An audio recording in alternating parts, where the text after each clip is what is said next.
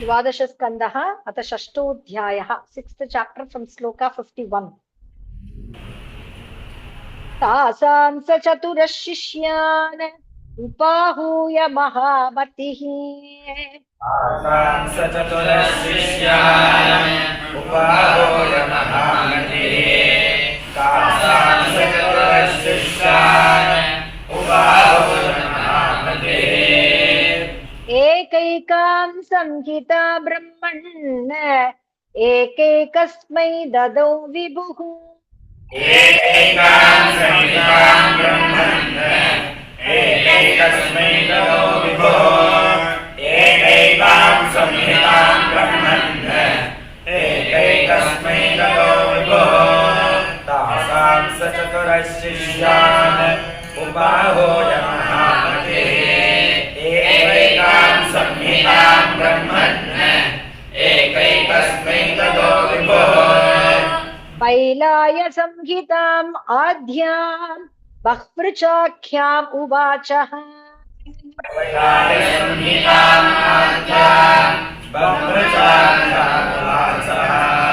पैलाय संहिताम् आद्याम् बह्वृचाख्याम् उवाचः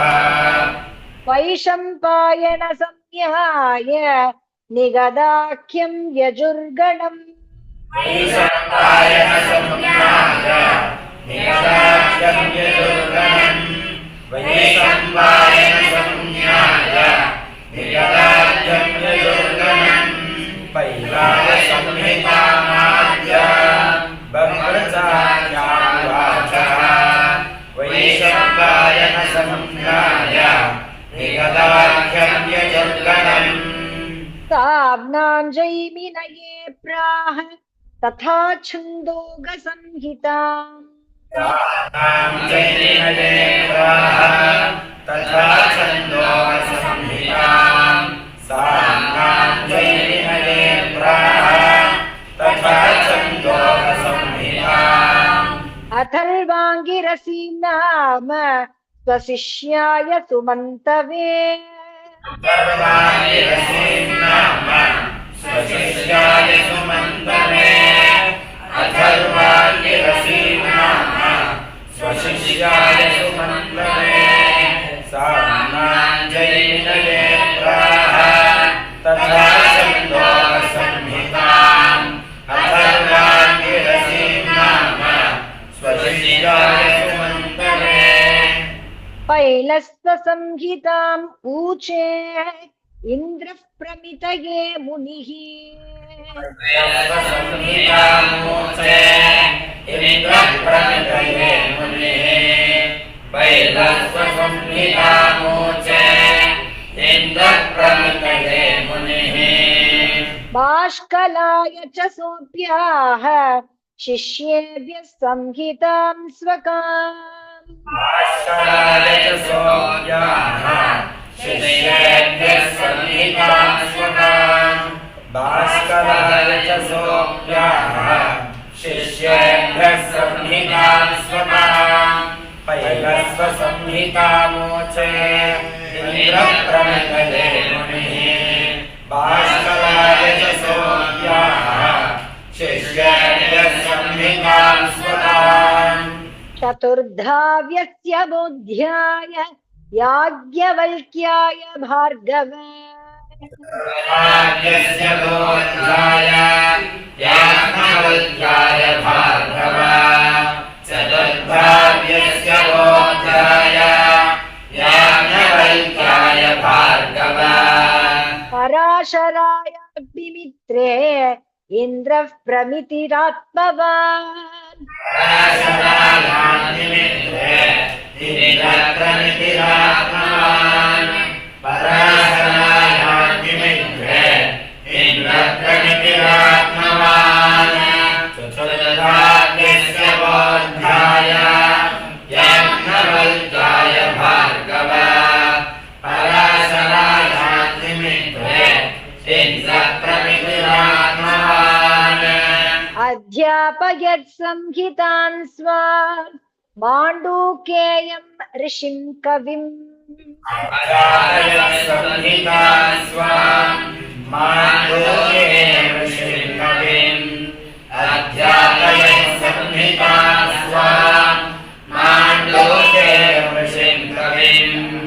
तस्य शिष्यो देवमित्रः सौभर्यादिभ्य ऊचिवान् शिष्यो देवमित्रः सौभर्यादिभ्य ऊचिवान् तस्य शिष्यो देवमित्रः सौभर्यादिभ्य ऊचिवान् अध्यापयत् संहितां स्वाम् माण्डूक्येकमृषिकविम् तस्य शिष्यो देवमित्रः सौभर्यादिभ्य ऊचिवान् चाकल्यस्तत्सुतस्वान् तु पञ्चधाव्यस्य संहिताम् शाकल्यस्तत्सुतस्वान्तो पञ्चधाव्यस्य संहिताम् शाकल्यस्तत्सुतस्वान्तो पञ्चधाव्यस्य संहिताम् वात्स्यमुद्गलशालीय गोखल्यशिशिरेष्वधात् वात्स्यमुद्गलशालीय गोखल्यशिशिरेष्वधात् वात्स्यमुद्गलशालीय गोखल्यशिशिरेष्वधात् शाकल्यस्तत्सुतस्वान्तो पञ्चधाव्यस्य संहिताम् वात्स्यमुद्गलशालीय गोखल्यशिशिरेष्वधात् जातु कर्ण्यस्य तत्तिथ्यः सनिरुक्तां स्वसंहिताम् कर्ण्यश्च तच्छिष्यः सनिरुक्तां स्वसंहिताम् जातो कर्ण्यश्च तच्छिष्यः सनिरुक्तां स्वसंहिताम् बलाकपैजवैताल विरजेभ्यो ददौ मुनिः बलाकपैजवैताल विरजेभ्यो ददौ मुनिः बलाकपैजवैताल विरजेभ्यो ददौ मुनिः जातो कर्ण्यश्च तच्छिष्यः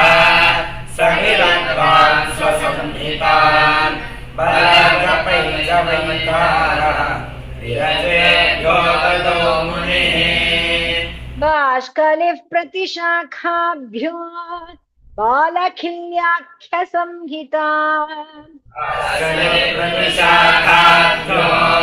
बालखिल्याख्यसंहिताम् प्रतिशाखाभ्यो बालखिल्याख्यसंहिताम् चक्रे बालाय निर्भज्य कासरश्चैव तां ददुः चक्रे बालाय निर्भज्य कासरश्चैव तां ददुः चक्रे बालाय निर्भज्य कासरश्चैव तां ददुः प्रतिशाखाभ्यो बालखिल्याख्यसंहिताम् चक्रे बालाय निर्भज्य कासरश्चैव तां ददुः बह्पृचा संहिता होता एभिर्ब्रह्मर्षिभिर्धृताः संहिता होता एभिर्ब्रह्मर्षिभिर्धृताः संहिता होता एभिर्ब्रह्मर्षिभिर्धृताः श्रुत्वैतच्छन्दसां व्यासं सर्वपापैः प्रमुच्यते सर्वपापैः प्रमुच्यते श्रुत्वैतच्छन्दसां व्यासं सर्वपापैः प्रमुच्यते वक्रता संहिता ह्येता एभिर्ब्रह्मर्षिभिर्धृताः श्रुत्वैतच्छन्दसां व्यासं सर्वपापैः प्रमुच्यते वैशम्पायन शिष्या वै चकराध्वर्यवो भवन् सम्पायन शिष्या वै चकराध्वर्यवो भवन् वैशम्पायन शिष्या वै चकराध्वर्यवो भवन् यच्चेरुर्ब्रह्महत्यां क्षपणं स्वगुरोर्व्रतम्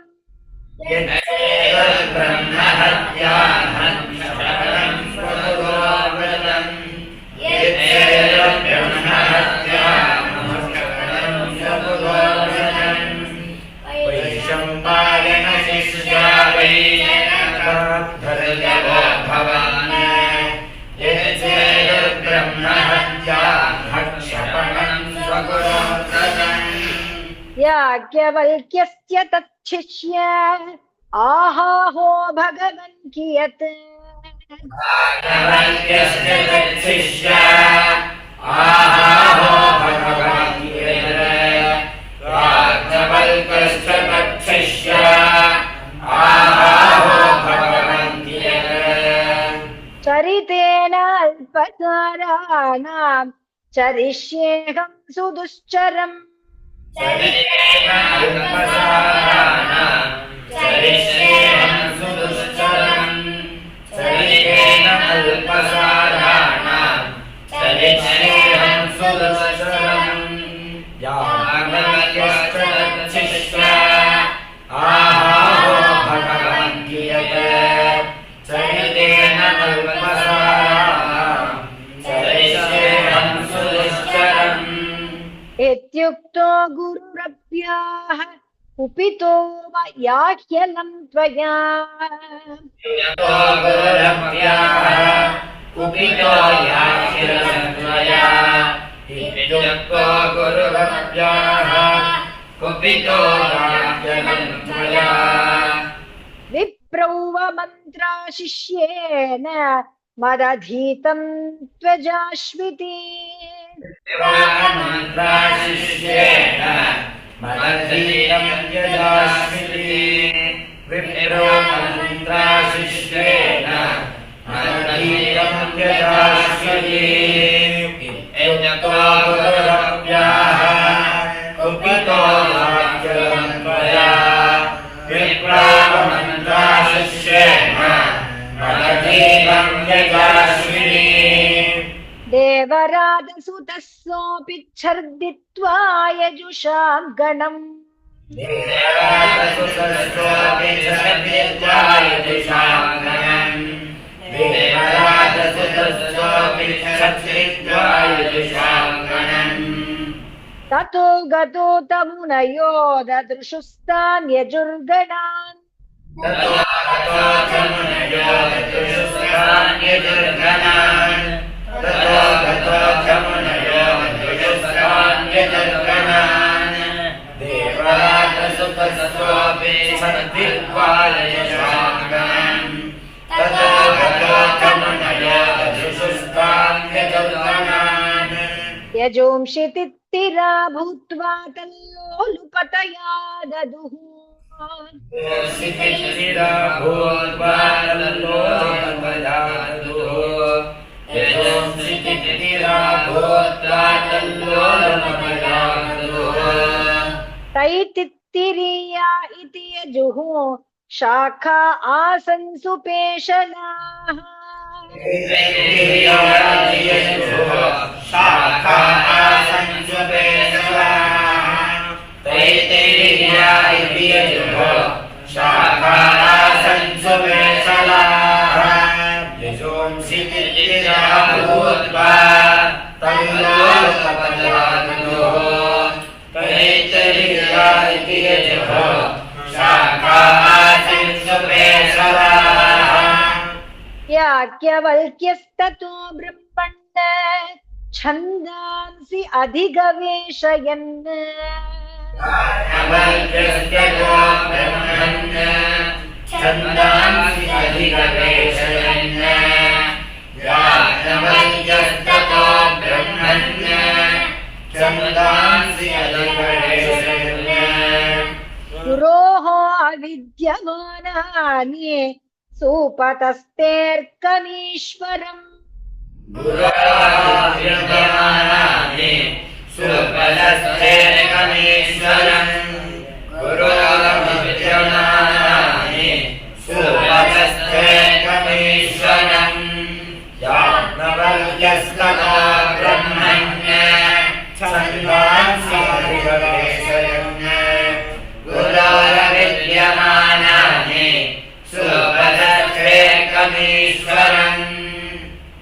याज्ञवल्क्य उवाच याज्ञवल्क्य उवाच ॐ नमो भगवते आदित्याय ॐ नमो भगवते आदित्याय ॐ नमो भगवते आदित्याय अखिल जगताम् अखिल जगता अखिल जगता अखिल जगताम् अखिल जगताम् अखिल जगताम् आत्मस्वरूपेण कालस्वरूपेण चतुर्विध भूतनिकायानाम् आत्मस्वरूपेण कालस्वरूपेण चतुर्विधभूतनिकायानाम् आत्मस्वरूपेण कालस्वरूपेण चतुर्विधभूतनिकायानाम् ब्रह्मादिस्तम्भपर्यन्तानाम् ब्रह्मादिस्तम्भपर्यन्तानाम् अन्तर्हृदयेषु बहिरपि च अन्तर्हृदयेषु बहिरपि च अन्तर्हृदयेषु बहिरपि च आकाश इव आकाश इव आकाश इव उपाधिना उपाधिना उपाधिना अव्यवधीयमानः अव्यवधीयमानः अव्यवधीयमानः भवानेक एव क्षणलवनिमेषावयव भवानेकैव क्षणलवनिमेषावयवः भवानेक एव क्षणलवनिमेषावयवः उपचित संवत्सरगणेन उपचितसंवत्सरगणेन उपचितसंवत्सरगणेन आधान विसर्गाभ्याविवा लोकयात्राम् अनुवहति अपामानान् संसर्गाभ्याम् लोकयात्रामनुवहति अपामानसर्गाभ्याम् लोकयात्रामनुवहति याज्ञवल्क्य उवाच ॐ नमो भगवते आदित्याय अखिल जगताम् आत्मस्वरूपेण कालस्वरूपेण चतुर्विध भूतनिकायानाम् ब्रह्मादिस्तम्भपर्यन्तानाम् अन्तर्हृदयेषु बहिरपि च आकाश इव उपाधिना अव्यवधीयमानः भवानेक एव क्षणलवनिमेषावयव उपचित संवत्सरगणेन अपाम् आधान विसर्गाभ्यामिमां लोकयात्राम् अनुवहति याज्ञवल्क्य उवाच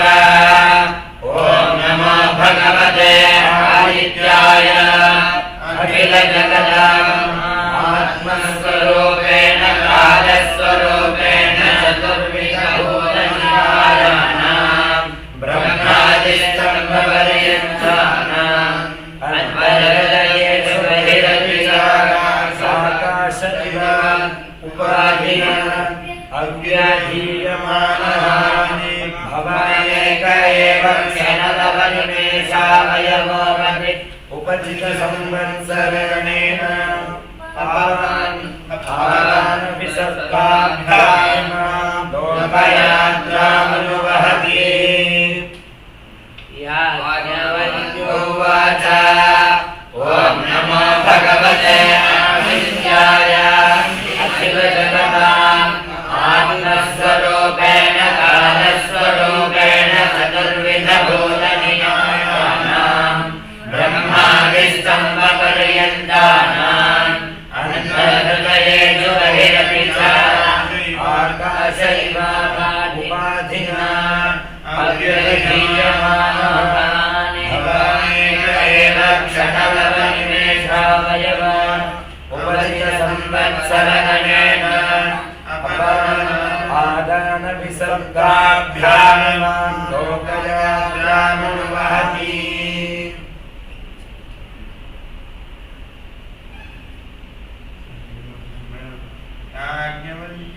याज्ञवल्क्यो उवाच श्री हरये नमः श्रीहरये नमः श्रीहरये नमः गोपिका जीवनस्मरणं गोविन्द